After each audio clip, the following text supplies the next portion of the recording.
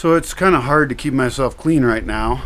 I've been back, I don't know, 20 days or so, and I've washed myself twice because washing myself involves people bringing me a bucket of water and some soap, and me sitting outside on a chair and scrubbing myself down with sponges and stuff, and it's just not very convenient. So I'm extremely dirty right now, and so I'm trying to reduce the amounts of me that can get dirty. So chopping off the hair is a good move there.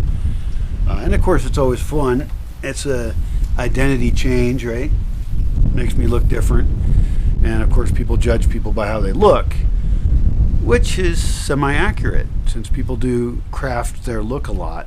Their look can be a way of communicating who they are, but it's fairly weak, I think. I think it's a weak accuracy judgment. I know I've been misjudged a lot in my life based on how I look, and part of that is because I change my look a lot, and I don't necessarily I'm not necessarily wrapped up in my identity as a crafted physical representation. Like, I've never bought clothes a lot to look a certain way. I mean, I own a tux, and I've worn a suit and done what I had to do in life. But most of the time, at this point especially, I just wear donated clothes. The hair, like I say, I'm just cutting it for pragmatic reasons. I'm keeping the beard because it makes a funny imbalance. I think that's funny, and I'm kind of deciding what to do with the beard. I guess I could do some things with it today. I might get rid of this and have the sideburns in this. That's a look that a lot of people find really creepy and bad, like bad guys in movies have it. And I have thought about, crafting my identity, my visual identity a little more, just to help out people who are so accustomed to making those kind of shallow judgments. So I've thought about just stabilizing on some, nice regular hair that people are comfortable with, and then having a nicely trimmed beard so I can say the insane things that I say, the different creative ways of looking at reality, and people will have a harder time dismissing me based on how I look. They might actually have to think about what I'm saying, which, that's a little bit much to expect with most people, I suppose.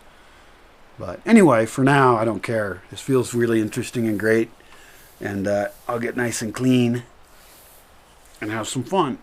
I would recommend to you that playing with your identity is quite fun. Like, not just in a sense of like an adolescent who decides to be goth to fit into some group, and now they're a hippie and now they're this or that, and they wear their little uniform for their group.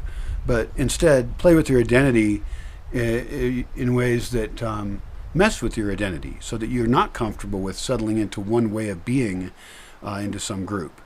I actually recommend that as a thing for anybody of any age, really, but especially for adolescents. I think not falling into the trap of wearing a uniform for your group, because I just think it develops shallow character.